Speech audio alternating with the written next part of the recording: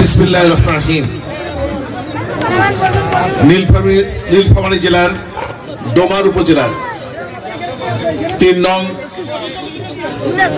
ডোমনাথী ইউনিয়নের বাংলাদেশ জাতীয় কৃষক দলের আজকের এই কৃষক সমাবেশে উপস্থিত সভাপতি, এই ইউনিয়ন কৃষক দলের সভাপতি রসুল ইসলাম, এখানে উপস্থিত রয়েছেন নীলফামারী এবং ডোমার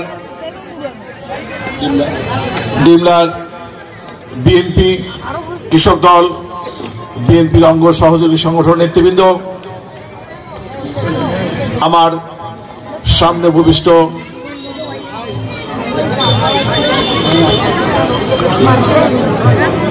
বিভিন্ন এলাকা থেকে আগত আমার প্রিয় কৃষক কিশোরী ভাই বোনেরা, সংক্ষিপ্ত সময় এখানে আমার 8টায় ফ্লাইট রয়েছে, এই জন্য আমি আগেই বক্তব্য দিচ্ছি, এই জন্য আমি আপনাদের সাথে দুঃখ প্রকাশ করছি। প্রিয় ভাই বোনেরা, গত প্রায় 2.5 মাস আগে ঢাকাতে বিএনপি ভারপ্রাপ্ত চেয়ারম্যান জনাব তারেক রহমান সারা বাংলাদেশ থেকে শীর্ষ কৃষক দল নেতৃবৃন্দকে সাথে নিয়ে আমাদেরকে সারা বাংলাদেশের 4578টি ইউনিয়নে, অর্থাৎ বাংলাদেশের প্রত্যেকটি ইউনিয়নে আমাদেরকে কৃষক সমাবেশ করার জন্য নির্দেশ প্রদান করেছিলেন। আমরা গত 2.5 মাসে প্রায় এ পর্যন্ত 3000 ইউনিয়নে কৃষক সমাবেশ সম্পন্ন করেছি। বাকি এই কয়েকদিনে আমরা আশা করছি বাংলাদেশে প্রায় 90% ইউনিয়নে কৃষক সমাবেশ আমরা সম্পন্ন করতে পারবো। প্রিয় ভাইরা, আমাদের নেতা কেন এই কৃষক সমাবেশে আয়োজন করতে বলেছে তার সংক্ষিপ্ত কথা বলে, এবং আগামীতে আল্লাহর রহমতে আপনাদের ভোটে, বাংলাদেশের জনগণের ভোটে বিএনপি ক্ষমতা আসলে বাংলাদেশের কৃষি ও কৃষকের জন্য বিএনপি কি উদ্যোগ গ্রহণ করবেন তার বর্ণনা করে আমি আমার কথা শেষ করব। প্রিয় ভাইরা, আপনারা জানেন এই কৃষক সমাবেশে আমাদের নেতৃবৃন্দ শহীদ জিয়া রহমান তার শাসনামলে কৃষকের জন্য কি করেছেন, দেশনেত্রী বেগম খালেদা জিয়া প্রধানমন্ত্রী থাকা অবস্থায় বাংলাদেশের কৃষকের জন্য কি করেছেন, এবং গত 15.5 বছরে এই কৃষি সেক্টর থেকে ফ্যাসিবাদ নেত্রী শেখ হাসিনা, তার মন্ত্রী পরিষদ, এমপিরা, তাদের দলের নেতাকর্মীরা কি পরিমাণ দুর্নীতি করেছে তা আমাদের নেতৃবৃন্দ বাংলাদেশ কৃষক সমাজের মাধ্যমে তুলে ধরার চেষ্টা করেছে। প্রিয় ভাইরা, আমাদের এই মাতৃভূমি 1 সাগর রক্তের বিনিময়ে স্বাধীন হয়েছিল, কিন্তু স্বাধীনতার পরপরে স্বাধীনতার যে মূল স্বপ্ন গণতন্ত্র, সেই শেখ মুজিব সেই গণতন্ত্র হরণ করে বাংলাদেশে একদলীয় বাকশাল শাসন কায়েম করেছিল। আমরা দেখেছি 1972-75 সেই সরকার বাংলাদেশের মানুষের অন্ন, বস্ত্র, শিক্ষা, চিকিৎসা থেকে দিতে পারেনি, তারা বাংলাদেশের মানুষের খাদ্য সরবরাহ করতে পারেনি। 1974 সালে শেখ মুজিব বাংলাদেশকে মানুষের দুর্ভিক্ষ উপহার দিয়েছিল। প্রিয় ভাই বোনেরা, আমরা দেখেছি 1974 সালে দুর্ভিক্ষে বাংলাদেশের মানুষ না খেতে পেরে লক্ষ লক্ষ মানুষ মারা গিয়েছে। ঢাকা শহরে এক টুকরো নোংরা খাবারের জন্য ডাস্টবিনের মধ্যে কুকুরার যুদ্ধ করেছে। শেখ মুজিব বাংলাদেশের মানুষকে মুখে খাবার দিতে পারেনি। অথচ 1975-এর পট পরিবর্তনের পরপরই আমাদের প্রিয় নেতা, স্বাধীনতার ঘোষক, বিএনপির প্রতিষ্ঠাতা জিয়া রহমান ক্ষমতা এসে মাত্র 1.5 বছরের মাথায় দুর্ভিক্ষে পীড়িত বাংলাদেশকে খাদ্য স্বয়ংসম্পন্ন করেছিলেন। মাত্র 2.5 বছরের মাথায় পৃথিবীর মানচিত্রে বাংলাদেশকে একটি খাদ্য রপ্তানিকারক দেশে পরিণত করেছেন। সেই সময় বাংলাদেশ থেকে চাল রপ্তানি করা হয়েছিল নেপালে। প্রিয় ভাইরা, তার পরবর্তীতে 9.5 বছর স্বৈরাচারী এরশাদের সময়ে বাংলাদেশে অর্থনৈতিক লুটপাট করা হয়েছে, বাংলাদেশের মানুষের মুখের ভাষা কেড়ে নেওয়া হয়েছে। পরবর্তীতে আন্দোলন সংগ্রাম করে স্বৈরাচার পতনের পরে আমাদের প্রিয়তি দেশে ক্ষমতা এসে বাংলাদেশ কৃষকের জন্য এক কার্যক্রম হাতে নিয়েছে। প্রিয় ভাইরা, গত 15.5 বছরে আপনারা শুনে আশ্চর্য হবেন, এই কৃষি সেক্টর থেকে বিগত সরকার 2 লক্ষ কোটি টাকা লুটপাট করে চুরি করে তারা বিদেশে পাঠিয়ে দিয়েছে। প্রিয় ভাইরা, এই সরকার বিগত স্বৈরাচার সরকার ক্ষমতা আসার আগে 2008 সালে বাংলাদেশে কৃষকদেরকে প্রতিশ্রুতি দিয়েছিল তারা ক্ষমতা আসলে বিনামূল্যে কৃষকদের সার দেবে। আপনাদেরকে কি বিনামূল্যে সার দিয়েছে? শুধু সার দেয়নি তা নয়, তারা সারের দাম কত 15.5 বছরে কয়েক গুণ বৃদ্ধি করেছে। তাদের সেচের ডিজেলের দাম, সেচের বিদ্যুতের দাম কয়েক গুণ বৃদ্ধি করে সার কীটনাশক সহ কৃষি উৎপাদনের সমস্ত উপকরণের দাম বৃদ্ধি করে কৃষি পেশাটিকেই একটি অলাভজনক পেশায় পরিণত করেছে। 15.5 বছরে বাংলাদেশের কৃষক যারা বিএনপির সমর্থক তারা অনেকেই ঘরে ঘুমাতে পারেনি, তারা হয়রানির শিকার হয়েছে। সারা বাংলাদেশের কৃষকের মধ্যে হতাশা কাজ করেছে। এই মাত্র 3 বছর আগে শেরপুরের লালিতাবাড়িতে একজন দরিদ্র কৃষক তার নিজের জমিতে সেচ পাম্প স্থাপন করতে গেছে, স্থানীয় আওয়ামী লীগের গুন্ডারা তার সেচ পাম্প স্থাপন করতে দেয়নি। ওই কৃষক, তার নাম শফিউদ্দিন, এই শফিউদ্দিন কৃষক হতাশায় ক্ষোভে নিজের জমিতে দিনের বেলায় মঞ্চ বানিয়ে, ফাঁসির মঞ্চ বানিয়ে আত্মহত্যা করেছে। আমরা জাতীয় কৃষক দল শফিউদ্দিনের বাড়ি গিয়ে তার দেখা করে আর্থিক সহায়তা করেছি। প্রিয় ভাইরা, তার মাত্র কয়েকদিন পরে রাজশাহীর গোদাগাড়িতে 2 জন আদিবাসী কৃষক, সেখানে একটি সরকারি প্রকল্প রয়েছে বরেন্দ্র প্রকল্পে, সেখানে বিনামূল্যে কৃষকদের পানি দেওয়া হয়।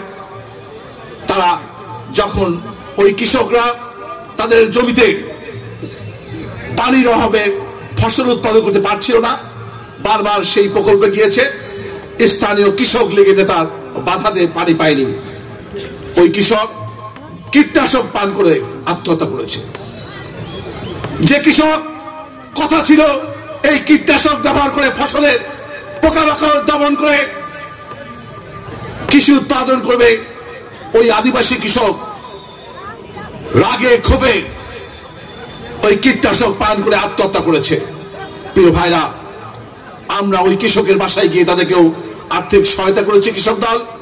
পাশাপাশি তাদেরকে আমরা কথা দিয়েছি আগামীতে যে কোনো সময় আল্লাহর রহমতে বাংলাদেশের জনগণের ভোটে যদি বিএনপি ক্ষমতা আসে তাহলে আমরা ওই শেরপুরের শফিউদ্দিন, রাজশাহীর গোদাগাড়ির যে সকল কৃষকরা আত্মহত্যা করেছে এই সকল হত্যাকাণ্ডের বিচার আমরা বাংলাদেশের বাড়িতে করবো ইনশাআল্লাহ।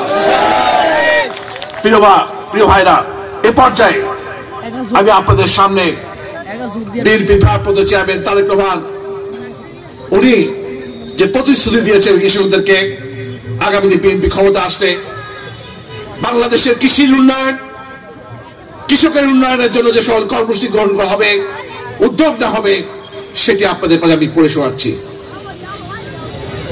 বিএনপি আগামীতে সরকার গঠন করলে কৃষকের জন্য নিম্নলিখিত কর্মসূচি বাস্তবায়ন করার উদ্যোগ গ্রহণ করবে। কৃষকের উৎপাদিত ফসলের ন্যায্য মূল্য নিশ্চিতের জন্য ইউনিয়ন পর্যায়ে সরকারিভাবে ক্রয় কেন্দ্র স্থাপন করা হবে, আপনারা ন্যায্য মূল্য পান। কৃষকের জন্য শস্য বীমা চালু করা হবে। প্রিয় ভাইরা, শস্য বীমা একটি পন্থা। বাংলাদেশ একটি প্রাকৃতিক দুর্যোগের দেশ, মাঝে মাঝে দেশে বন্যা হয়, খরা হয়, অন্য অনেক কারণে কৃষকের ফসল নষ্ট হয়ে যায়। যদি আপনারা কৃষক ভাইরা 500 থেকে 1000 টাকা দিয়ে বিমা করেন, তাহলে ধরেন আপনি আপনাদের যে ফসল মূল্য বিক্রি করে 2-3 লক্ষ টাকা পেতেন। অনেক সময় দেখা যায় এই ফসল নষ্ট হওয়ার কারণে যাদের কম জমি রয়েছে 2-3-5 বিঘা জমি, তারা সারা বছর অনাহারে থাকেন, অনেক কষ্টের মধ্যে থাকেন। যদি আপনারা বিমা করেন এই 1000 টাকার জন্য, আপনারা যদি আপনাদের ফসল নষ্ট হয়ে যায়, পুরা এই ফসলের দাম 2-3 লক্ষ টাকা বিমা কোম্পানি আপনাদেরকে দেবে। আমরা সেই ব্যবস্থা করবো ইনশাআল্লাহ। সেচ ব্যবস্থাপনায় নিরসনে শহীদ জিয়ার ঐতিহ্যগত খাল খনন কর্মসূচি আবার পুনঃপ্রবর্তন করা হবে ইনশাআল্লাহ। সেচের পানির অপচয় রোধে দ্রুত সময়ের মধ্যে বাড়ির পাইপলাইন পদ্ধতি সম্পন্ন করার বিষয়ে ব্যবস্থা করা হবে। বাড়ির পাইপলাইন ব্যবস্থা যেখানে উন্নত বিশ্ব ইউরোপ আমেরিকাতে প্রচলিত আছে। আপনারা যে সেচের পানি ব্যবহার করেন, সেখানে প্রায় 30 থেকে 40 ভাগ পানি কৃষকের পানি নষ্ট হয়ে যায়। বাড়ির পাইপলাইন এমন একটি পদ্ধতি যেন 1 ফোঁটা পানিও নষ্ট হবে না। এটি একটি ব্যয়বহুল প্রকল্প। বিএনপি ক্ষমতা আসলে আস্তে আস্তে বাংলাদেশের প্রতিটি জমিতে এই বাড়ির পাইপলাইন স্থাপনের মধ্য দিয়ে কৃষকের ফসলের এই সেচের পানি নষ্ট করা থেকে আমরা রক্ষা করবো ইনশাআল্লাহ। কৃষকের স্বার্থ ও উন্নয়ন সহ যাবতীয় অর্থনৈতিক বিকাশের জন্য কৃষি ভিত্তিক শিল্প কারখানা ব্যাপকভাবে গড়ে তোলা হবে ইনশাআল্লাহ। সমবায় ভিত্তিক চাষ পদ্ধতি চালু করা হবে। সমবায় ভিত্তিক চাষ এমন একটি পদ্ধতি, মনে করেন আপনাদের 2, 4, 5, 10 বিঘা 20 বিঘা জমি রয়েছে, কিন্তু আধুনিক যে চাষাবাদ পদ্ধতি রয়েছে, ট্রাক্টর, কম্বাইন হারভেস্টার, সেখানে ছোট ছোট জমিতে সম্ভব না। সরকারের পক্ষ থেকে আমরা এমনভাবে সমবায় করে দেব, 10 জন, 20 জন, 100, 200 কৃষক আপনারা একসাথে চাষাবাদ করবেন। সেগুলো সরকার নিয়ন্ত্রণ করবে, যাতে আপনারা এই সকল আধুনিক পদ্ধতি জমিতে আপনারা কাজে লাগাতে পারেন। সেই ব্যবস্থা আমাদের সরকারের পক্ষ থেকে করা হবে ইনশাআল্লাহ। বিনা অথবা স্বল্প সুদে কৃষি ঋণ কৃষকের মাঝে সঠিকভাবে বিতরণ নিশ্চিত করা হবে। প্রিয় ভাইরা, আমি আগেই বলেছি, গত 15.5 বছরে বিগত সরকার বাংলাদেশ থেকে 28 লক্ষ কোটি টাকা পাচার করেছে। তার মধ্য থেকে 2 লক্ষ কোটি টাকা কৃষি সেক্টরতে পাচার করেছে। লক্ষ লক্ষ টাকা যা পাচার করেছে, তাদেরকে এখনো গ্রেপ্তার করা হয়নি। গ্রেপ্তার করা হয়েছে দেখেছেন? গ্রেপ্তার করা হয়নি। তাকে টাকা নিয়ে বিদেশে গেছেন, কেউ দেশে বসে আছে, এখনো গ্রেপ্তার করা হয়নি। সরকার গ্রেপ্তারের ব্যবস্থা করে। অথচ আমাদের এই কৃষক ভাইরা যারা মাথা আর ঘাম পায়ে ফেলে আমাদের মুখে আহার তুলে দেয়, অন্ন তুলে দেয়, তাদের 5,000, 10,000, 20,000 টাকার কৃষি ঋণ যদি অনাদায়ী থাকে, তাদের মাজায় দড়ি বেঁধে কোর্টে চালান করে দেওয়া হয়। তাই আমরা চিন্তা করেছি, যদি আমাদের সরকার ক্ষমতা আসে, এই সকল কৃষি ঋণ, ছোট ছোট কৃষি ঋণের আমরা সুদ মুক্ত অথবা সামান্য সুদে এই বন্টনের ব্যবস্থা করবো ইনশাআল্লাহ। সরকারিভাবে পেঁয়াজ, টমেটো, আদা, রসুন সহ বিভিন্ন মৌসুমী ফসল যেগুলো দ্রুত নষ্ট হয়ে যায়, সেগুলো বিশেষায়িত কোল্ড স্টোরেজ নির্মাণ করে এগুলো সংগ্রহণের ব্যবস্থা করবো ইনশাআল্লাহ। শহীদ জিয়ার পারিবারিক কৃষি চর্চা কর্মসূচি কার্যকরভাবে চালু করা হবে, অর্থাৎ স্ব আঙ্গিনায় কৃষক চাষে উদ্বুদ্ধ করা হবে। বিশেষ করে মহিলাদেরকে এই কাজে উৎসাহিত করা হবে। পারিবারিক কৃষি চর্চা। প্রিয় ভাইরা, প্রিয় বোনেরা, আমরা বিএনপি ক্ষমতা আসলে বাংলাদেশের প্রতিটি পরিবারে যার যতটুকু জমি আছে, এই আঙিনাটাকে আমরা ছোট ছোট আমরা খামার গড়ে তুলব। আমরা সরকারের পক্ষ থেকে প্রতি পরিবারকে আমরা ধরেন কিছু গাছ উপহার দিব। কয়েকটি উদাহরণ দিচ্ছি আমি, কয়েকটি পেঁপে গাছ, কয়েকটি বেগুনের গাছ, কয়েকটি কাঁচামরিচের গাছ, এরকম বেশ কিছু যদি আমরা সরকারের পক্ষ থেকে চাষ করতে যাই, সেগুলো আমরা মহিলাদের লাগাতে পারবেন। তাহলে সারা বছর আমাদের পরিবারের নিত্য প্রয়োজনীয় যে সকল শাক সবজি লাগে, সেগুলো যেন আপনাদের বাজারে যেতে হবে না, আমরা আপনাদের বাড়ির আঙিনা থেকে এটি সংগ্রহ করে আমরা প্রতি পরিবারকে আমরা একটি ছোট ছোট কৃষি খাবার হিসাবে গড়ে তুলবো। প্রত্যেকটি পরিবারে, প্রত্যেকটি বাড়িতে আপনাদের গাছপালা থাকবে, আপনাদের শাকসবজি থাকবে, সেখান থেকে আপনাদের নিত্য প্রয়োজনীয় ব্যবহারের জিনিস আপনারা ব্যবহার করতে পারবেন। কৃষকের মাঝে স্বল্প মূল্যে গুণগত মানসম্পন্ন বীজ বিতরণের লক্ষ্যে বাংলাদেশের প্রতিটি অঞ্চলে কৃষি বীজ ব্যাংক আমরা স্থাপন করব। প্রিয় ভাইরা, আপনারা জানেন ভালো বীজে ভালো ফসল, কিন্তু আপনারা দোকান থেকে বীজ সংগ্রহ করেন, কিনেন, যেটা এটা অনেক সময় দাম বেশি নেয় এবং মানহীন বীজ হয়। সেগুলো লাগাতে গিয়ে অনেক সময় আপনারা বিপদে পড়েন, এই সকল বীজ থেকে ভালো ফসল হয় না। আমরা সরকারিভাবে বাংলাদেশের প্রতিটি অঞ্চলে বীজ ব্যাংক স্থাপন করব। একদিকে এই বীজ ব্যাংক থেকে আপনারা স্বল্প মূল্যে বীজ পাবেন, পাশাপাশি মানসম্পন্ন বীজ পাবেন। এই সকল বীজ এমন মানসম্পন্ন হবে ইনশাল্লাহ কোনো সময় ফসল আপনাদের লাগালে নষ্ট হবে না। এটি উদ্যোগ গ্রহণ করবে ইনশাল্লাহ। আমরা জাতীয় বাজেটে জিডিপির মোট 8% বরাদ্দের ব্যবস্থা করব। বর্তমান যে বাজেটটি রয়েছে সেই বাজেটে কৃষিতে বরাদ্দ 4 ভাগ আমরা প্রস্তাব করছি। আমরা এটি ডবল করে, দ্বিগুণ করে আমরা 8 ভাগ বরাদ্দের ব্যবস্থা করি ইনশাআল্লাহ। প্রান্তিক কৃষকদের মাঝে কৃষি শিক্ষা চালু করা হবে। আজকে আমাদের অনেকেরই মধ্যে আধুনিক জ্ঞান বিজ্ঞান সম্পন্ন কৃষির আপনাদের ধারণা নেই।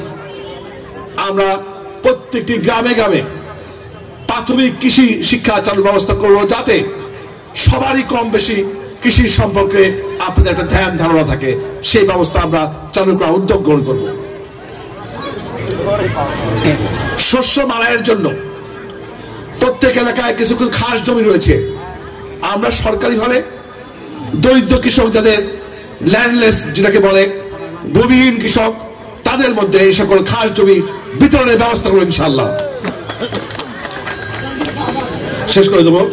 মহিলা কৃষক, কৃষি শ্রমিকদের উৎসাহিত করার জন্য আমরা মহিলা কৃষকদের মধ্যে মহিলা কৃষকদের কৃষিতে এটার অংশগ্রহণ করার জন্য উদ্যোগ গ্রহণ করবো। প্রিয় ভাইরা, আমি কথা বলা বলে এক কথায় শেষ করে দিব। প্রিয় ভাইরা, আমরা বিএনপি আল্লাহর রহমতে আপনাদের ভোটে ক্ষমতা আসলে এই সকল উদ্যোগ গ্রহণ করা হবে। পাশাপাশি আমরা নিশ্চিত বলতে চাই, বিএনপি ভেবেছে বাংলাদেশের সবচেয়ে বড় জনগোষ্ঠী, কৃষকদের উন্নয়ন হলেই বাংলাদেশের উন্নয়ন হবে। আমরা নিশ্চিত বলতে চাই, আমরা এমন এমন পদক্ষেপ গ্রহণ করব বাংলাদেশের কৃষকের কোনো সমস্যা থাকবে না। আমরা তারেক রহমানের পক্ষ থেকে আপনাদেরকে নিশ্চিতভাবে বলতে পারি, বিএনপি এবার ক্ষমতা আসলে 12 মাস বাংলাদেশের কৃষকের মুখে হাসি থাকবে ইনশাআল্লাহ। সুতরাং আগামীতে যে একটি সুষ্ঠু অবাধ নির্বাচন হবে। দীর্ঘদিন আপনারা ভোট দিতে পারেন না, বাংলাদেশের কৃষকরা ভোট দিতে পারেনি। এবার ভোটের সুযোগ পেলে বিএনপিকে যদি বাংলাদেশের কৃষকরা ভোট দেয়, অবশ্যই বাংলাদেশ এমন একটি দেশ হবে, স্বয়ংসম্পূর্ণ দেশ হবে। আমরা বাংলাদেশকে শহীদ জিয়ার স্বপ্নের বাংলাদেশ গড়ে তুলে আমরা বাংলাদেশকে উন্নয়নের চরম শিখরে পৌঁছে দেবো। এই কথা বলে আমি আমার সংক্ষিপ্ত কথা শেষ করছি। খোদা হাফেজ। বাংলাদেশ জিন্দাবাদ। বাংলাদেশ জাতীয় কৃষক দল জিন্দাবাদ। প্রিয়